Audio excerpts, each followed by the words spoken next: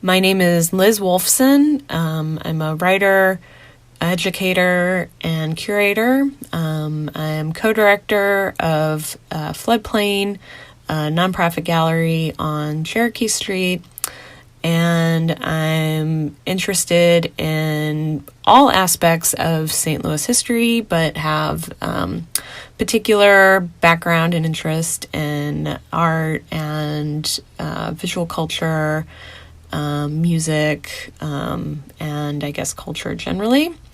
And I'm excited to be a part of the Informal History team. I was very lucky, for the purposes of this podcast at least, to grow up in New Orleans, a city where history feels very close and omnipresent, and also to grow up in a household with two parents who really love history and took me to historical sites and just really nurtured my historical imagination from a really young age. So history has just sort of always been a subject that I really gravitated towards, and that really kind of, again, gripped my imagination. And then when I moved to St. Louis in 2000, fall of 2000, I found myself a little, confused, because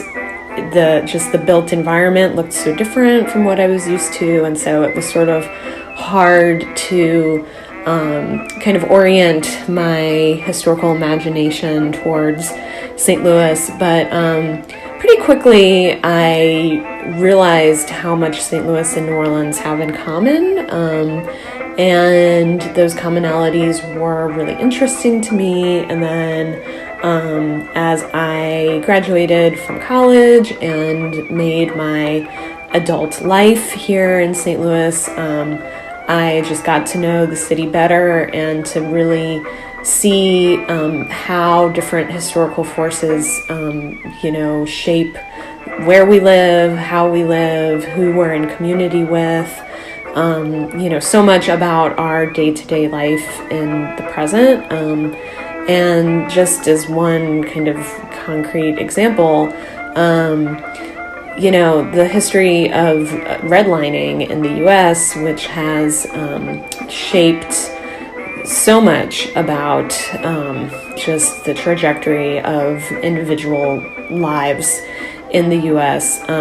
St. Louis is such a kind of classic case study in redlining, in a place that was really at the forefront of that practice in the 20th century. And, as I drive around the city now, as I walk around my own neighborhood, that's a history that I think about all the time. And so I think hopefully, this podcast and this zine, a contribution that it can make is to really exhume some of those relevant histories that are so that press on our day-to-day lives in the present, and to help people understand how historical forces are not something that is just sort of like sealed off in some inaccessible place called the past, but are really still with us